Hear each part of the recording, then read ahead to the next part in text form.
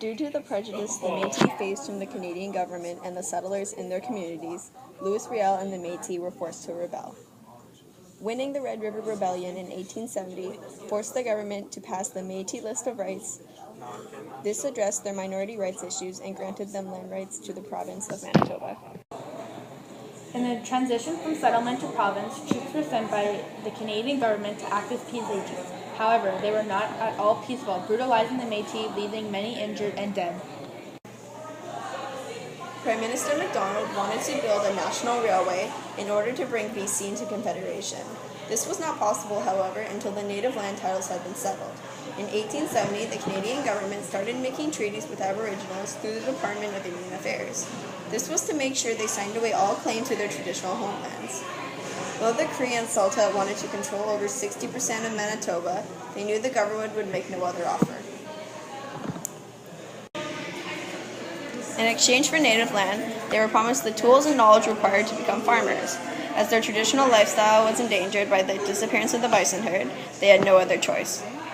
The Canadian government did not deliver on this promise, saying it was unnatural for native peoples to use farm machinery. The government did not want them to prosper as farmers or selling extra wheat for money. As the railway costs rose between 1882 and 1883, the government cut the budget of their Indian department. The natives had to rely on food handouts from the Canadian government. They used them as a form of social control. By 1884, there were many Aboriginals facing starvation.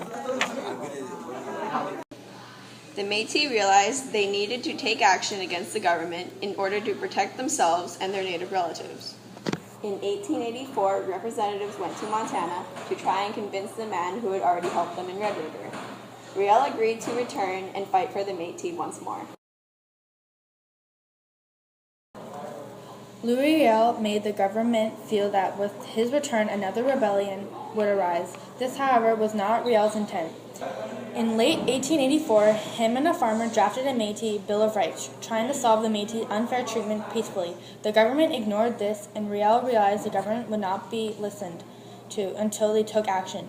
He had the Métis sign a document to take up arms against the government. Though they had not intentions in doing so, with Macdonald's CPR project bankrupt for the second time, he saw their rebellion as a way to justify funding the railway to bring the eastern Manitoba to the northwest. Riel, realizing that all the attempts of negotiation were being answered with troops, they had no option but to rebel. The Battle of Duck Lake happened on May 26, 1885, between the NWMP and the Métis. An attempt to negotiate but quickly blew up and ended with 2 Métis getting shot, only lasting shortly when the police retreated to Fort Carleton.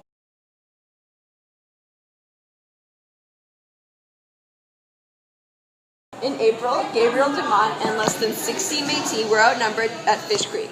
Facing 1,600 Canadian militia, they were still able to hold off the Canadians for a day. Forced to retreat with over 45 injured and many dead, the militia was not able to reach Batouche until May 9th. The Battle of Batouche happened from May 9th to May 12, 1885. 725 Matilla attacked 175 Métis. It carried on for the next 4 days, with the police marching in the morning, attacking the Métis line, and retreating to their camps. Riel was saddened over the Métis defeat and loss. He surrendered and then was later captured on May 15th.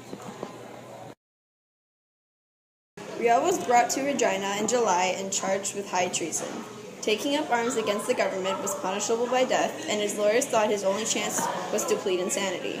Riel, offended by the idea, saw the trial as a chance to show that the Métis had been mistreated and forced into war, placing the responsibility for the rebellion on the government. The jury of 6 Protestant Englishmen found Riel guilty, but suggested mercy. Judge Richardson refused, and Louis Riel was hung November 16, 1885.